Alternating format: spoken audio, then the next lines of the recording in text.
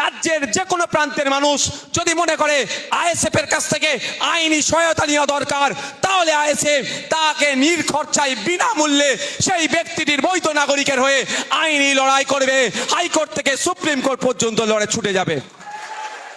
সেই বৈধ ভোটারকে একটা টাকা খরচ করতে হবে না, তার টাকায় মুসা দেবে, তার টাকায় উকিলরা দেবে, তার টাকায় আমার নেতৃত্বরা দেবে, আমরা দেব, আইএসএফ পার্টি দেবে, তার হয়ে আইনি লড়াই করবে। সে যদি তৃণমূলের কর্মীও হয়, তার হয়ে আইএসএফ লড়াই করবে।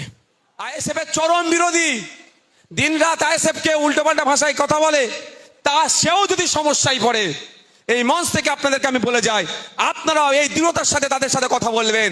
তুমি আইএসএফ এর চরম বিরোধী, কিন্তু তোমারও যদি অসুবিধা হয়, আমাদের চেয়ারম্যান বলে গিয়েছে, তোমারও আইএসএফ পার্টি বিনামূল্যে আইনি লড়াই করবে। এটা হচ্ছে আমাদের আদর্শ। এই 15 জন কি করবে? ভাগ করে নেবে।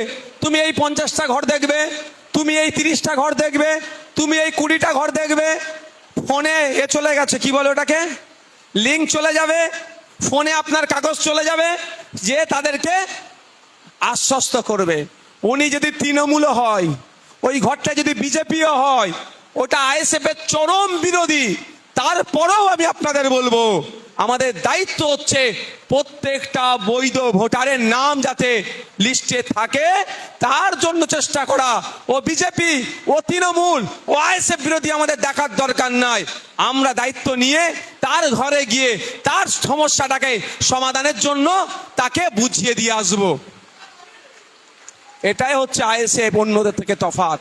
এই রকম করে বসিরহাট উত্তর বিধানসভার প্রত্যেকটা বাড়িতে পৌঁছাতে হবে।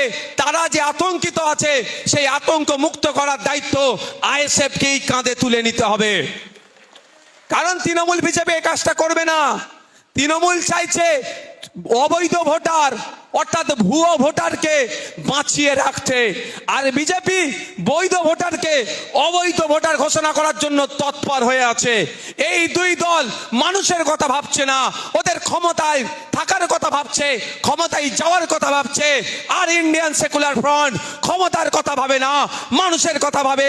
চিন্তিত মানুষের পাশে দাঁড়িয়ে, অসহায় মানুষের পাশে দাঁড়িয়ে তাকে পরিষেবা করার দেওয়ার জন্যই এই পার্টির জন্ম হয়েছে।